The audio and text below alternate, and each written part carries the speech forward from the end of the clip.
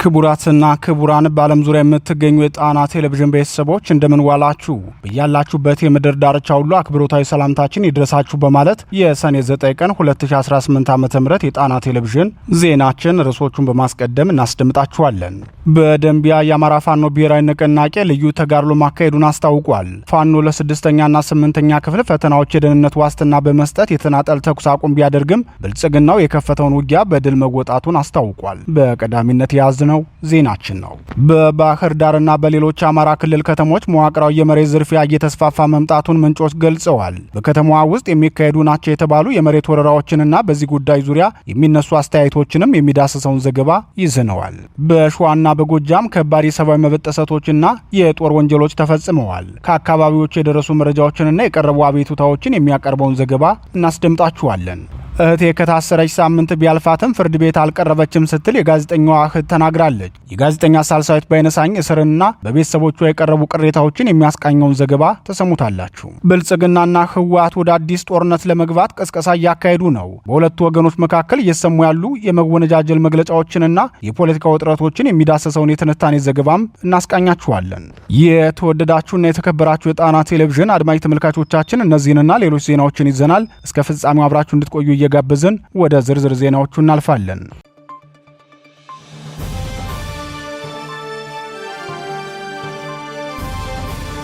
የፋኖ ልዩ ተጋድሎ በደንቢያ በአማራ ክልል እየሰጠ ያለውን የ6ኛና 8ኛ ክፍል ክልል አቀፍ ፈተና ተከትሎ ፋኖ ትምህርት ቤቶችን የደህንነት ዋስትና በመስጠት የተናጠል ተኩስ አቁም ቢያደርግም ብልጽግናው አጋጣሚውን ተጠቅሞ የፋኖ መሪዎችን ለማጥቃት ያደረገው ሙከራ በፋኖ ብርቱ ክንድ ተመቶ ተመልሷል።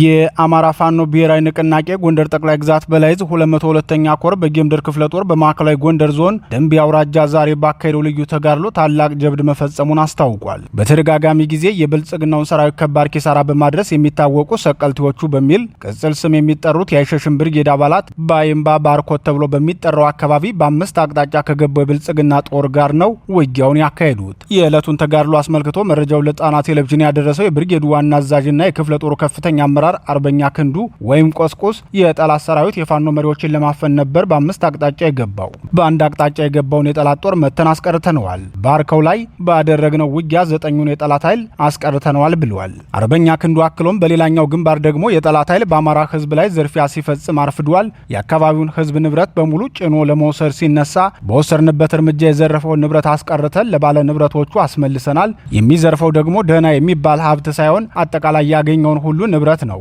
አርሶ አደሩ በሌላ አቅሙ የገዛውን የአፈር ማዳበሪያ ሳይቀር ዘርፎ ለመውሰድ ነበር የመጣው ሲል የስርዓቱን ነውረኝነትና የፋኖ ልዩ ተጋድሎ በዝርዝር ተናግሯል። የብልጽግናው ሰራዊት ከቆላ ድባ ጨዋይ ደልጊ ጫንድባና በጭልጋ በኩል ወደ ባርኮት ቀጠና መግባቱን የገለጸው አርበኛ ክንዱ ፋኖ ፈጣን ምላሽ እስኪሰጠው ድረስ በአካባቢው ህዝብ ላይ ዝርፊያና እንግልት ሲፈጽም መቆየቱን አስታውቆ የጠላት እቅድ ተማሪ ልጆቻችን ፈተናቸውን እንዳይፈተኑና አርሶ አደሩ ቤተሰባችን ደግሞ የአዝርት ወቅት ሳያልፍበት ማሳውን አርሶ ለዘር እንዲያዘጋጅ ለመከላከል ነበር። ተማሪዎች ፈተና እንዲፈተኑ ብለን ኃላፊነት በወሰድንበት ወቅት ጦር እያጓጓዘ የመጣው ተማሪዎቻችንን ከፈተና ለማስወጣትና በአማራ ላይ የከፋ ግፍ ለመፈጸም ነው። የአማራ ህዝብ በረሃብ እንዲያልቅ ካለው ፍላጎቱ የተነሳ አርሶ አደሩ ተበድሮና ተቸግሮ የገዛውን የአፈር ማዳበሪያ ለመዝረፍ ያደረገው ሙከራ የሚያሳየው የስርዓቱን ክፋትና ጭካኔ ነው ብለዋል። ይህ ዜና እስከተጠናቀረበት ሰዓት ድረስም ውጊያው እየተካሄደ እንደነበር የገለጹት ምንጮቻችን በበኩላቸው በርካታ የመንግስት ወታደር አስከሬን መመልከታቸውን ተናግረዋል።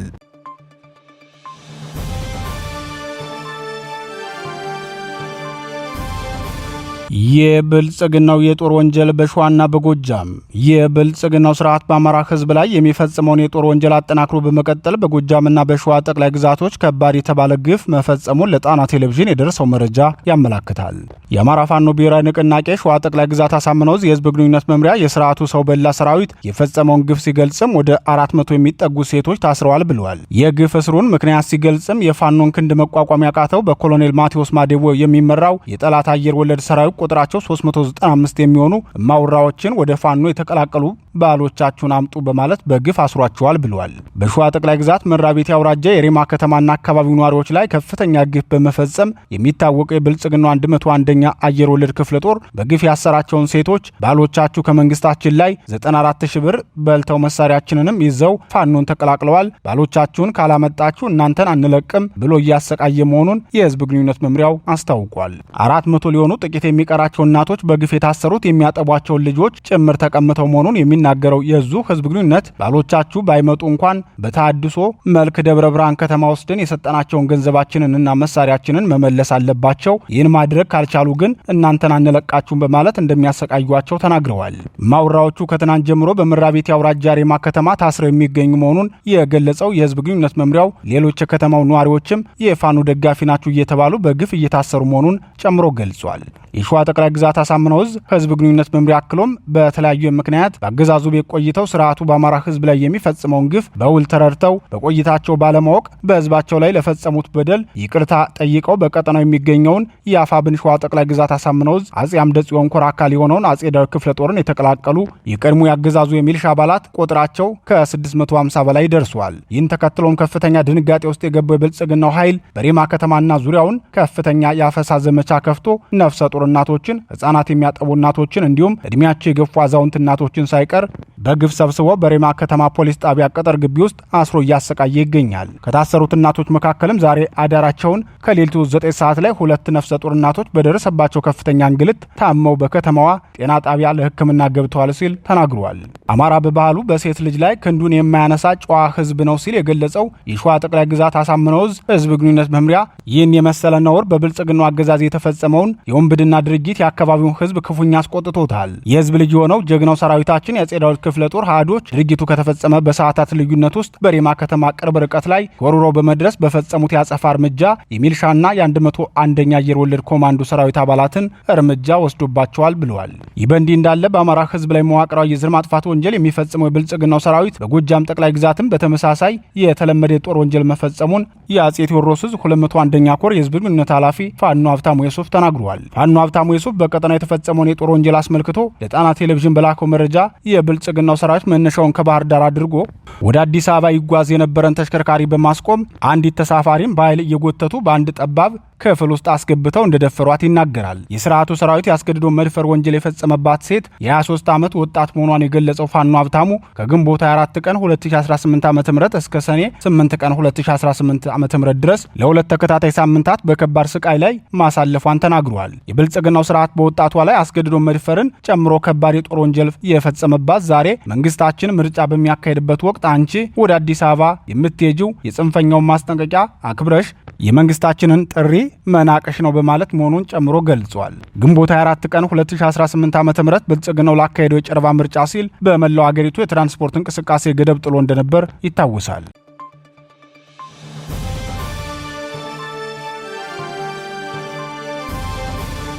የባህር ዳሩ መዋቅራዊ ዝርፊያ በአማራ ህዝብ ላይ የተከፈተውን የዘር ማጥፋት ጦርነት ተከትሎ ባህር ዳርን ጨምሮ በክልሉ ታላላቅ ከተሞች የሚካሄደው መዋቅራዊ ዝርፊያ አሳሳቢ ደረጃ ላይ ደርሷል። የጣና ቴሌቪዥን ምንጮች ከባህር ዳር ባደረሱን መረጃ በሚልሻ ስም የከተማው መሬት እየተቸበቸበ ነው፣ የመሬት ዝርፊያው የሚካሄደው ደግሞ ከከንቲባው እስከ ክፍለ ከተማ አመራሮች በመቀናጀት ነው ብለዋል። ምንጮቻችን በከተማው እየተፈጸመ ያለውን ዝርፊያ አስመልክቶ ሲናገሩም በባህር ዳር ከተማ ዲያስፖራ አዲስ ዓለምና ፀሐይ ግባት ትምህርት ቤት ልዩ ስሙ ዘመን ኮንስትራክሽን ፊት ለፊት በሚባሉ አካባቢዎች መሆኑን ገልጸዋል። ምንጮቻችን ጉዳዩን በዝርዝር ሲያብራሩም ይህ የሀገር ክደትን የሚስተካከል ወንጀል የሚፈጸመው በአጼ ቴዎድሮስ ክፍለ ከተማ ዋና ስራ አስኪያጅ አቶ ገብሩ ጀንበር አስተባባሪነት ነው። የዚህን እኩይ እቅድ በማስፈጸም በኩል ደግሞ ከመሬት ገዢዎች ላይ በነፍስ ወከፍ 350 ሺህ ብር እየተቀበሉ የሚያሳልጡት አቶ ደጉ የሽና አቶ ሳሙኤል ድሉ የተባሉ የባዲን ብልጽግና አመራሮች ናቸው ሲሉ ተናግረዋል። በአማራ ክልል የተንሰራፋውን የመሬት ዝርፊያን አስመልክቶ በተከታታይ መዘገባችን የሚታወስ ሲሆን ሆኖም የጣና ቴሌቪዥንን ዘገባ ተጨባጭ መረጃ የሌለውና ተራ አልቧልታ እያለ ሲያወግዝ የቆየ የክልሉ መንግስት ከትናንት በስቲያ በርዕሰ መስተዳድሩ በኩል የሚፈጸመው ዝርፊያ ከአቅማችን በላይ ሆኖብናል ብሎ ማስነገሩ ይታወሳል። ባህር ዳርን ጨምሮ በክልሉ ትልልቅ ከተሞች የመሬት ዝርፊያው የሚፈጸመው በብልጽግናው ወታደራዊ አዛዦች፣ በካድሬዎች፣ በጦርነቱ ተሳታፊ በሆኑ የብልጽግናው ጥምር ጦር አባላት የአማራን ህዝብ ትግል ክደው እጃቸውን ለስርዓቱ በሰጡ የቀድሞ የፋኖ አመራሮችና በስርዓቱ ታማኝ አክቲቪስቶች ስም መሆኑን በተከታታይ መዘገባችን አይዘነጋም። የዛሬው የባህር ዳሩ የመሬት ዝርፊያም ለሚልሻ አባላት የተዘጋጀ ካሳ ዋጋ በሚል መሆኑን የጣና ቴሌቪዥን ምንጮች ገልጸዋል።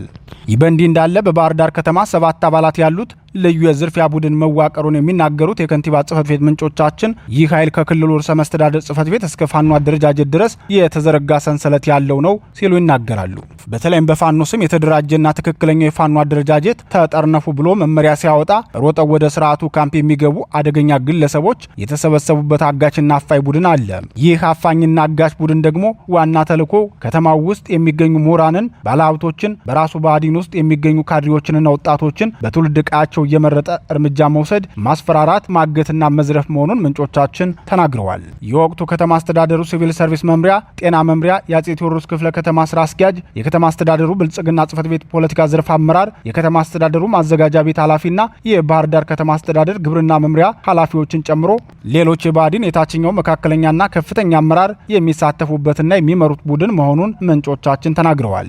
በባህር ዳርና በሌሎች የክልሉ ትልልቅ ከተሞች የሚፈጸሙ ወንጀሎች ስርዓቱ በዚህ መንገድ የሚያደራጀው የማፊያ ቡድን የሚመራው መሆኑን በተከታታይ መዘገባችን አይዘነጋም። የብአዴኑ ቁጥር አንድ ሰው የሚባሉትና በቀጣዮቹ ጥቂት ዓመታት የአውሮፓ ክለቦችን ወደ ባህር ዳር ስቴዲየም አምጥተው ለማጫወት ቃል የገቡት ምክትል ጠቅላይ ሚኒስትሩ ተመስገን ጥሩነህ በቅርቡ በተካሄደው ምርጫ የራሳቸውን የምርጫ ኮሚቴ ሲያዋቅሩ ይህን የማፊያ ቡድን ሰንሰለት ተጠቅመው ያደራጁት መሆኑ ይታወቃል። በወቅቱም አቶ ተመስገን በዚህ ጉዳይ በሰጡት አስተያየት ለከተማችን ሁለንተናዊ ደህንነትና ሕግ ለማስከበር ለምናደርገው ጥረት ይህ ኮሚቴ ሚናው ከፍተኛ ነው በማለት የወንጀል መፈልፈያ የሆነውን ስውር ቡድን በአደባባይ ማመስገናቸው አይዘነጋም።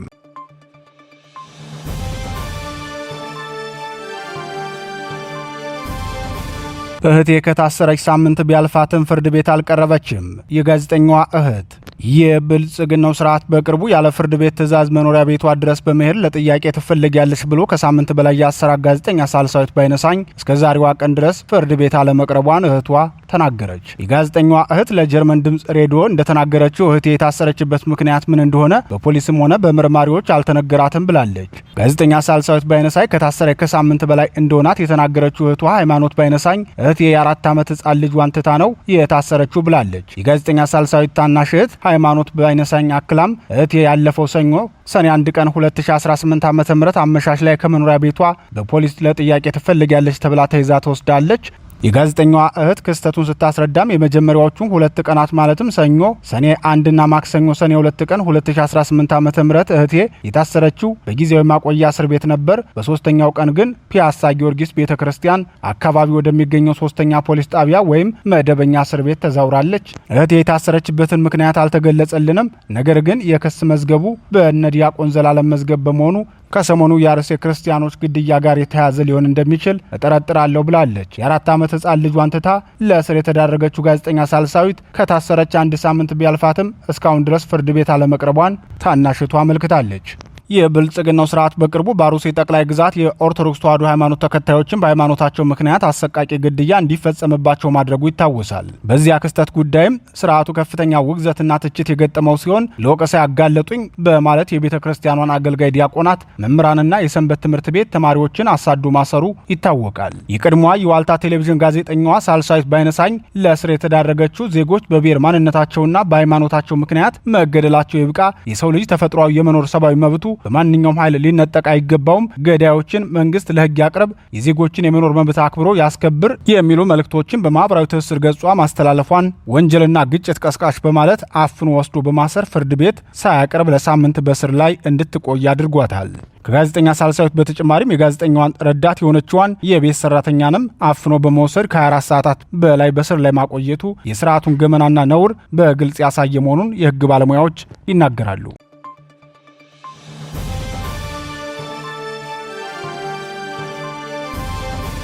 የብልጽግናውና የህወሓት የጦርነት ቅስቀሳ። ህወሓትና ብልጽግና ወደ ጦርነት ለመግባት የመጨረሻ የሚሉትን የጦርነት ቅስቀሳ እያካሄዱ ነው። ብልጽግናው ከጨረባ ምርጫ፣ ህወሓት ደግሞ ከመፈንቅለ መንግስት ማግስት ወደ ጦርነት ለመግባት በሚያካሄዱ ቅስቀሳ ሁለቱም እርስ በርሳቸው መወነጃጀል አብዝተዋል።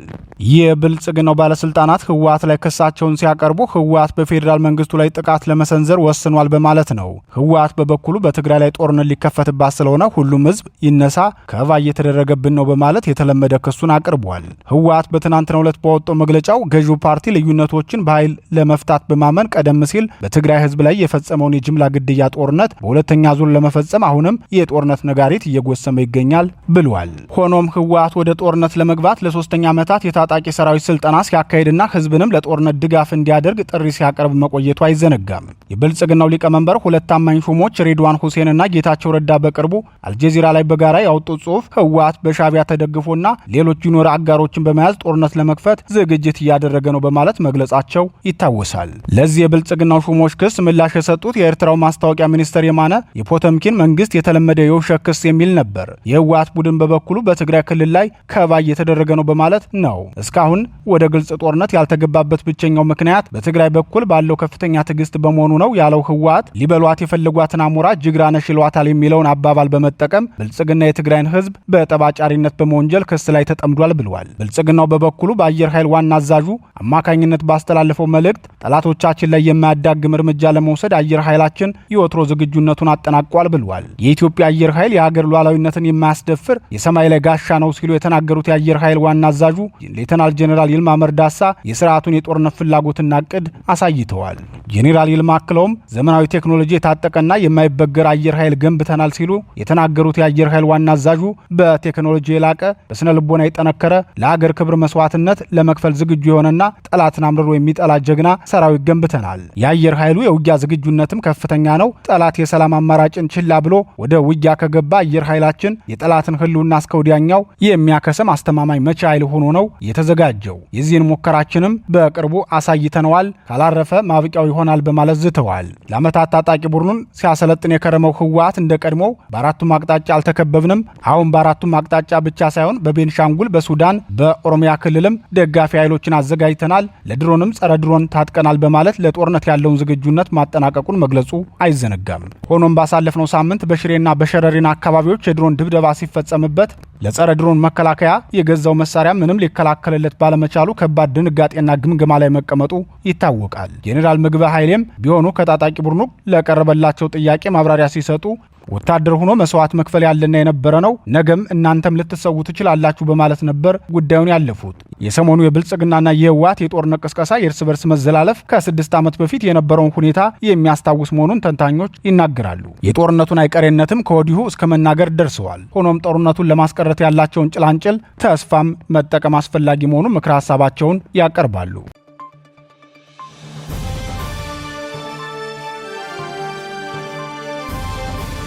የተወደዳችሁና የተከበራችሁ የጣና ቴሌቪዥን አድማጭ ተመልካቾቻችን የሰዓቱ ዜናችን የተከታተላችሁትን ይመስል ነበር። ምርጫችሁ ስለምታደርጉን ከልብ እናመሰግናለን። ተሰናበትናችሁ። ጤና ይስጥልን።